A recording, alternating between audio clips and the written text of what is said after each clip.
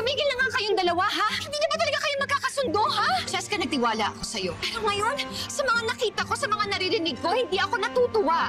Bilang-bilang ka lang ng ilan pang mga linggo, Black Lady. Nakakalimutan na ni Nanay may iba pa siyang anak bukod sa akin. Eto, katibayan na wala ng visa ang wedding niyo ni Raymond. Annulled na ang kasal niyo. You're now back to being Miss Geraldine Enriquez. So, ibig sabihin, pwede na pakasal ulit si Geraldine sa si Alan? Oo, kaya kailangan gumawa ka ng paraan or else wala ka nang tatawaging bebe ko. Ay, patunayan niyo yung sarili niyo sa kanya. Yung sasayaman to pangalawang pagkakataon niyo para magkabalik. Ay, dapat kapag nahulog si nanay, kayo yung sasalo sa kanya. Si Teresa ho, nasa tuktok ng ice plant, mukhang tatalon. Pagkatapos ng aksidente, ngayon lang kita nakitang ngumiti ng ganyan. Nagbago talaga ang mundo mo simula nung dumating si Crisan sa buhay natin. Si Taran, para saan ko itong stuffed toy? Para bang nagbabasa ka, nakangiti ka. Hindi naman ako magpapakamatay. Kunwari lang yun para balikan lang ako ng bebe kong si Alan. Kung meron man akong babaeng babalikan, hindi ikaw yun. Si Geraldine yun. Ano bang okasyon? Manilibre lang talaga si tatay ngayon, di ba po?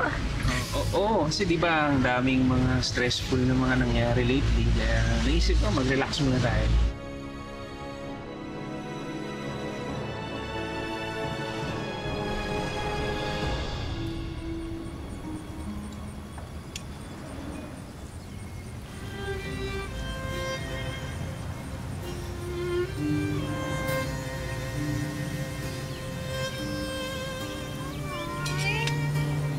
Romantic naman dito.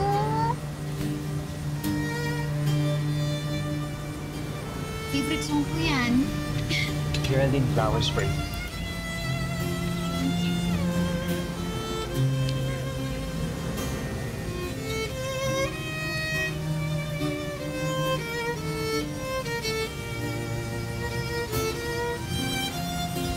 Geraldine, please allow me to propose a toast. Para sa...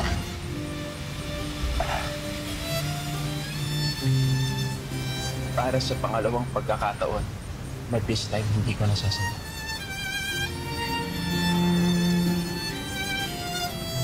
Geraldine, akala ko kasi una, nawala ka na sa buhay. Akala ko wala na tayong pag-asa. Pero mukhang kaibigan ko talaga ang universe. Dahil gumawa siya ng paraan para magkita tayo muli at umabot sa puntong ito. Naniniwala kasi ako na kapag meant to be kayo, kahit ano pang mangyari, magkikita kayo ulit at gagawa ng paraan ng tadhana para mangyari ito. Kaya ngayon, magkita tayo muli at dito tayo. Hindi na kita pakakawalan pa.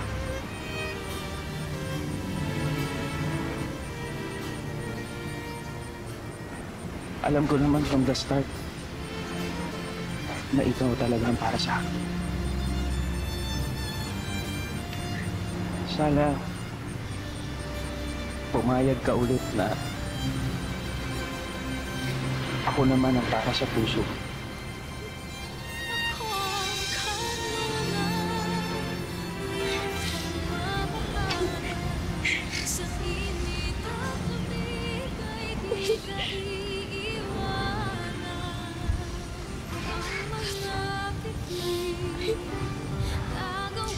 Will you marry me again?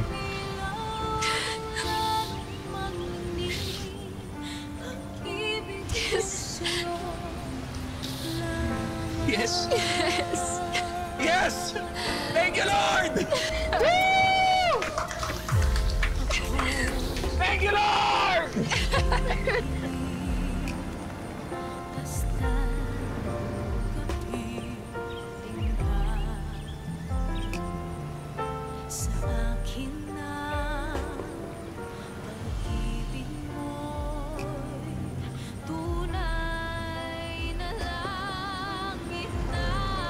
Mahal na mahal kita. Mahal na mahal din kita. Ay kaya kong ibigay sa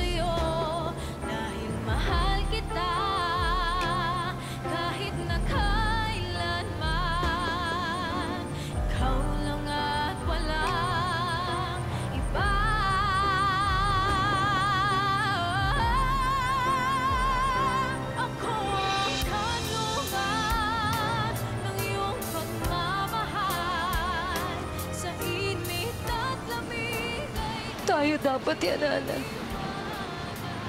Ako dapat ang kasayaw mo at hindi si Geraldine. Kung ilaw ng lalong magningning, pag-ibig kong sa'yo lamang. Ako ang kalungan ng iyong pagmamahal. Sa init at lamig ay di ka iiwanan. Ang mga bituin gagawin kong ilaw ng lalong magningning. It is only with the heart that one can see rightly. What is essential is invisible to the eye. Favorite ko yung mga libro na yan. Mas lalo ko na-appreciate nung nabulag ako. Totoo kasi yung mga sinasabi ng libro na yan eh. Mas mahalaga ang nakikita ng puso kaysa sa nakikita ng mata.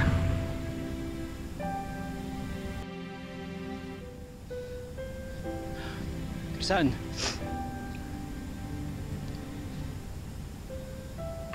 Pare Koy.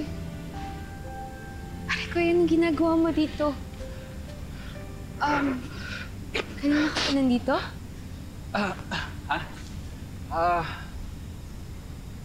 Wala, napadaan lang pare ko eh. Pinagpapromise. Medyo malayo lang yung nilakad ko. Kisan, papasokin mo muna yung kaibigan mo. Sige.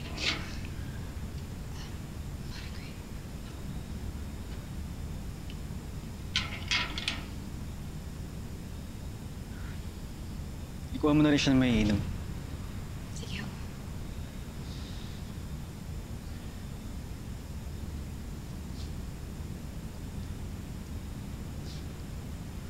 Bakit ka nandito? Inaalala mo pa rin ba si Crisan? Okay na siya. Tito ko na ang bahala, hindi siya makukulong. Sanay ka rin na pinagsisibihan ng iba, no? Sa bagay, kung ako nga naman yung mabulag, wala ka ibang gagawin kundi ang mag-utos. Bakit? May problema ka ba sa akin? Alam mo kung anong problema ko? Problema ko yung pag-uutos-utos mo kay Crisan. Alam mo ba na James Lister yan? Tapos ginagawa mo lang alalay? May problema ako sa pagtingin mo sa ginagawa ni Crisan. Kahit kailan, hindi ko iniisip na mababa ang pagtingin ko dito sa mga katulong dito. At lalo na sa kanya. Sa totoo nga eh, mataas ang tingin ko sa kanya.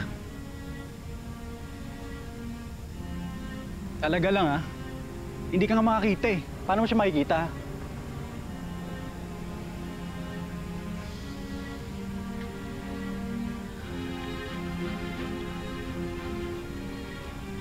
Alam mo ang difference natin, Makoy? Ako walang makita. Ikaw walang manners. Ano? Gusto mo ba? Tama na, sir. Hindi! Alam mo, hindi kita papatulan kahit bulag ka, ha? Ano? Halika dito! Lumapit ka saan? Makoy, ano ba? Hindi! Makoy! Makoy! Halika dito! Bitaw mo, budok! Sir Garrett! Makoy! Makoy! Bakit nagsimula eh? Yan ang yabang-yabang ka lang eh! Makoy! Hindi ko naman inaano yan eh! Ano?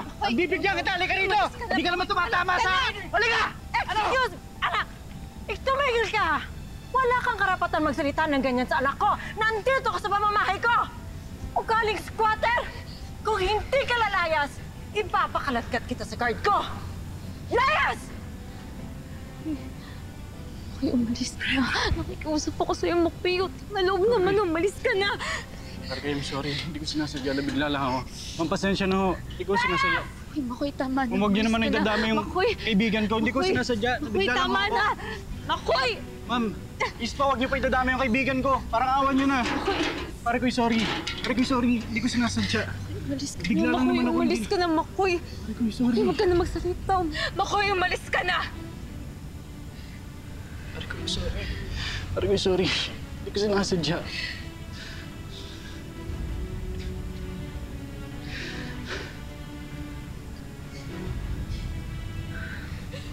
Kita mo na, sinabi ko na sa'yo lalabas din ang totoong ugali ng mga squatters din. Pare-pareho lang sila. Puro gulo ang binibigay sa buhay mo. Walang kinalaman dito si Crisan. Darren, kaibigan niya yung mga yan. Super freak din tong babaeng to. Ako ang pagalitan niyo. Ako ang unang nag-away sa kanya. Ma'am Valerie, sorry po talaga. Sir Darren, sorry ho. Ma'am Valerie, hayaan na lang po akong pagsabihan yung kaibigan ko. Sorry po talaga, ma'am. Pagsabihan? No!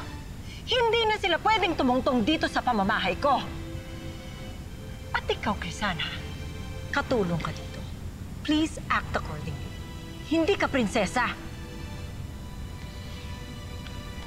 Let's go.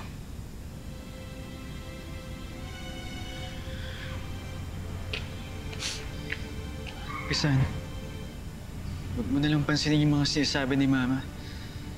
Pero Sir Darren, ayoko sagarin ng nanay niyo.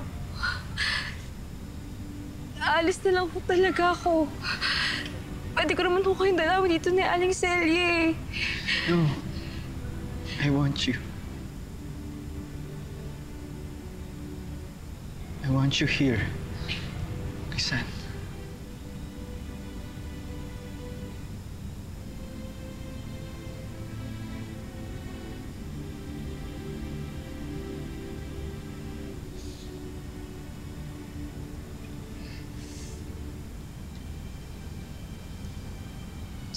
Sir, tara.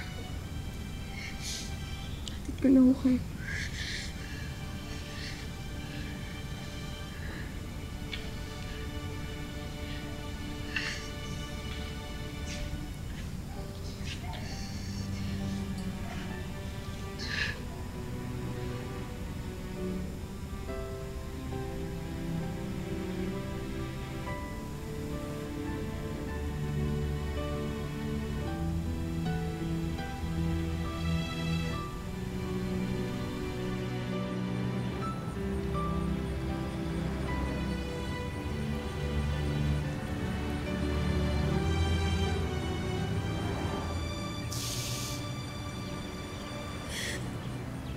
Sandali lang po, sandali!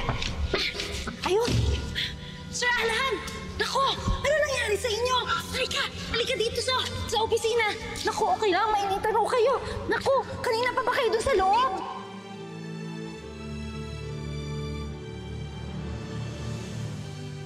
Pangako ko talaga sa'yo, Alan. Alam mo kung ano? Hindi ko gagawin yung ginawa sa'yo ng dating asawa mo. I will love you forever dahil ako ang forever.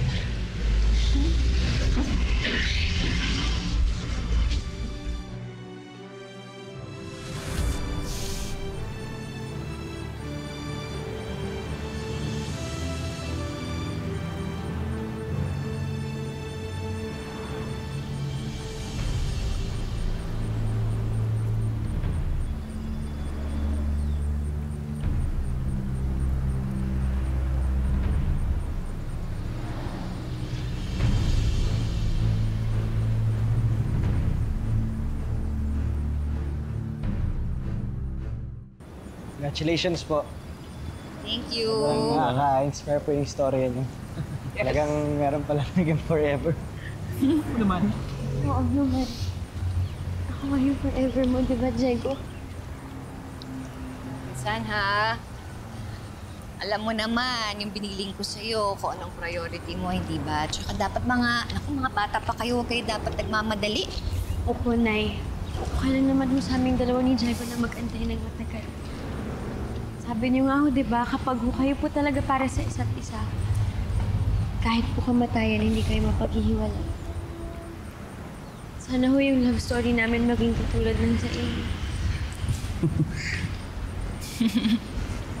O, paano? Diego, sabay ka na sa amin. Hatid na kita. Hindi na ho kami sasabay ni Diego sa inyo. Ihahatid na lang po niya ako mamaya. Kung papayag ko kayo, ayos lang po ba? Sige, pumapayag na ako. Itiwala ko sa'yo, kaya alam kong di mo papabayaan yung anak ko. Diego, ikaw na bahala kay Crisan, ha? Okay, mag-ingat kayo, ha? Ingat po kayo. Ingat kayo, ha? Kayo rin po, mag-iingat po.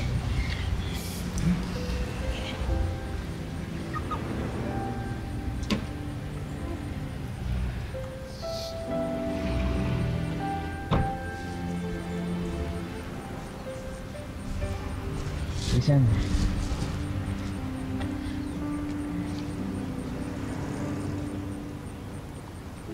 Salamat, binigyan mo ako ng lakas para gawin ito. Oh, ingatan mo na ako, ah.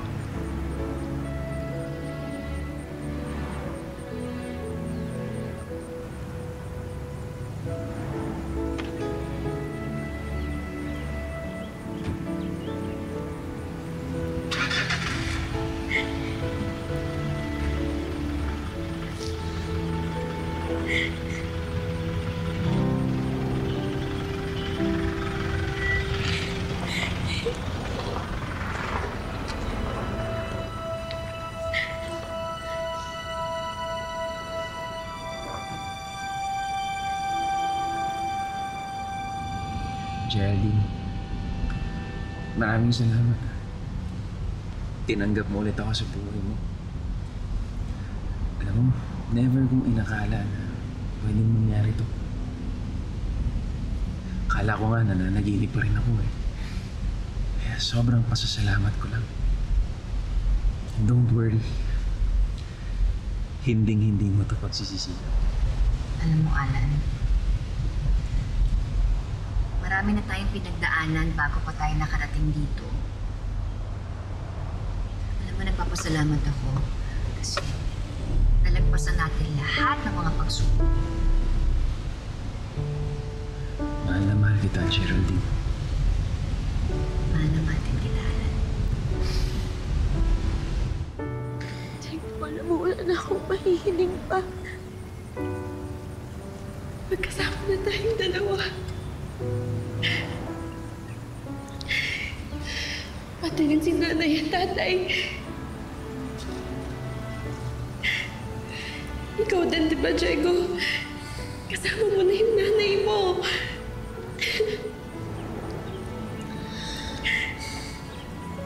Isa na wala tayong problema. Nakakulong na si Raymond. Wala namang gugulo sa pamilya mo. Sa pamilya ko.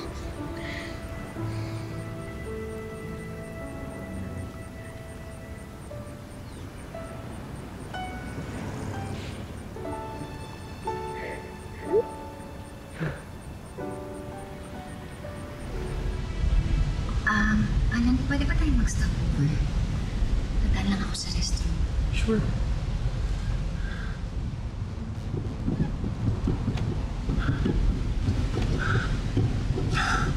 Alan, bakit? Yung preno, hindi gumagana. Ano?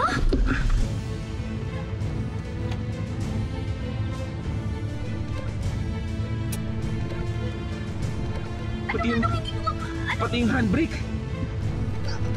Ano ibig sabihin mo, Alan? Ano nangyayari?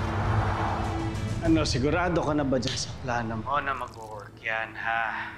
Well, Insan, tinanggal ko lang naman yung brake ng kotse ni Alan. So malamang, ngayon ay nasa daan pa rin siya at hindi humihinto ang sasakyan niya. Diretso sila sa impyerno. Teka, sila? Sino kasama niya? Sino pa? Eh di si Geraldine. Ay, tanga mo! Ha? Wala sa usapan natin na ipapahamak mo rin si Geraldine. Hindi ko na problema yon, Insan. Lagi kasi siyang nakabuntot sa bebe ko. Bobo ka, baby ka pa. Bobo ka! Di ba kaya nga natin pinaghiwalay si Geraldine sa si Alan dahil gusto ko makipagbalikan kay Geraldine? Eh paano kung pareho sila mamatay? Eh di ayos. Hindi sila magkakatuluyan dalawa. Panalo tayo pareho. Nanghihina ako sa kabobohan mo.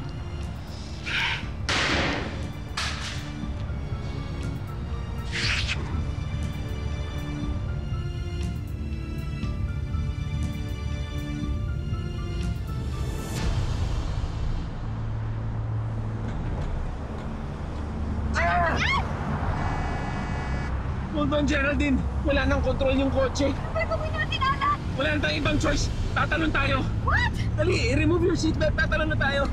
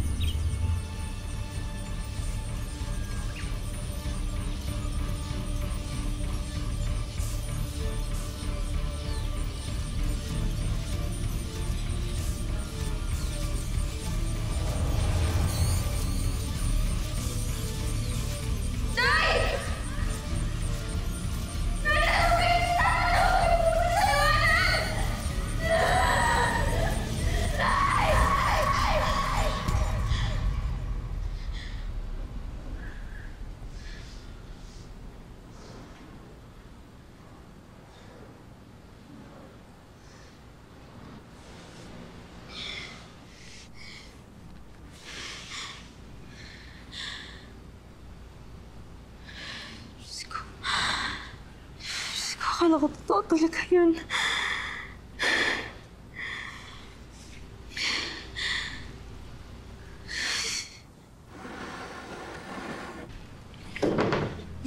Valerie. Bumangon ka dyan. And pack your things. Valerie. Crisan, lumayas ka sa pamamahay ko. Umalis ka na habang natutulog pa ang anak ko. Ayoko na makita pa yung pagmumukha mo. Dali! Valerie. Bumangon ka na dyan!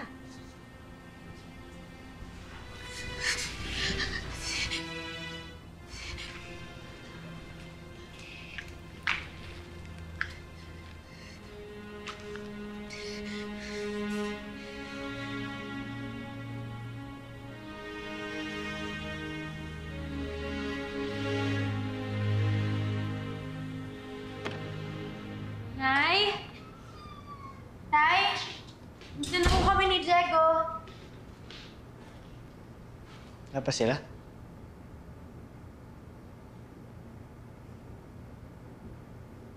Siguro nilubos-lubos nila yung oras nilang magkasama. Kasi isipin mo, Diego, halos 20 years silang nagkahiwalay. Tapos ngayon sila na naman ulit yung magkakabalikan.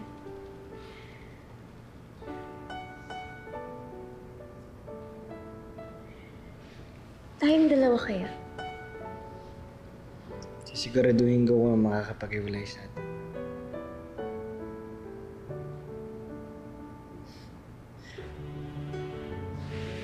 Medyo nauhawata ako.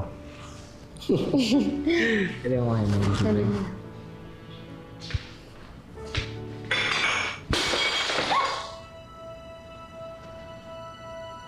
Nangyari ako na dyan.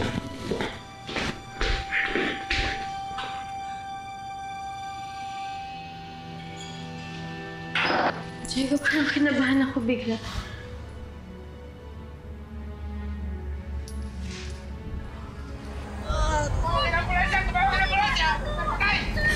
Kawawa naman tong babaeng to. Patay na yata eh. Ito, mamaya sa lalaki. Ambulansya! Tumawag ka ng ambulansya! Tulong! Patay na siya! Tulong! Tumawag ka ng ambulansya! Bilis! Tulong! Tulong! Tulong!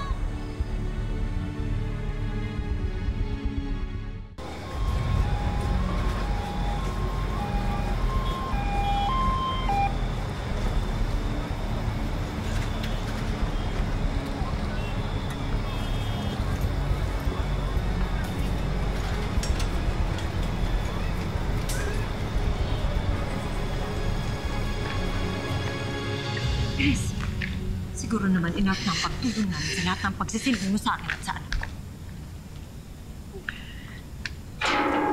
Ma'am. Ma'am, hindi ko talaga makakalimutan yung pagpapatuloy niyo po sa akin dito. Salamat po, ma'am. Just cut the line. Go! Go!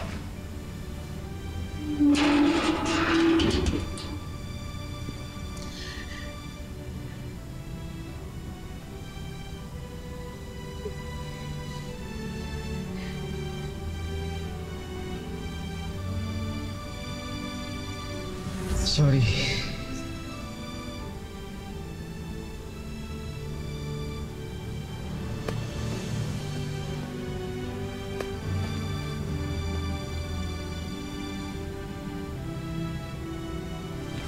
Pero may mga libro po talaga.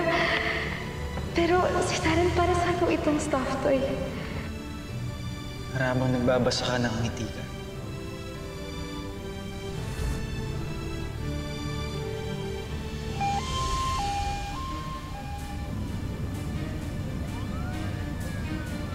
Geraldine de Villa.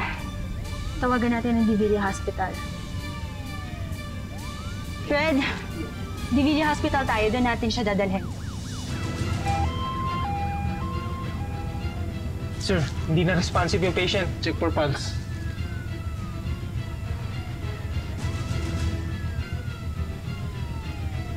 No pulse, no breathing. Prepare for CPR. Hindi aalis si Crisan ng kusa kung di niyo siya pinalayas! Hindi mo siya kailangan. Susundan ko siya, papabalikin ko siya dito! Hindi niyo ako mapipigilan! Daniel! Kahit galit sa'yo si Diego, alam kong secretly hoping ka pa rin na magkakaayos kayo. Kasi mahal mo pa rin siya. Nasaan ako? Ano nangyayari? Nay! Hindi ka si Crisan. Sino ka? Crisan, Crisel, handa na ba kayo sa gagawin natin? Crisel, sigurado ka gusto mong gawin to. Gusto mo ko ipakita sa'yo na kaya akong magbago. Pikit yung mga mata niyo.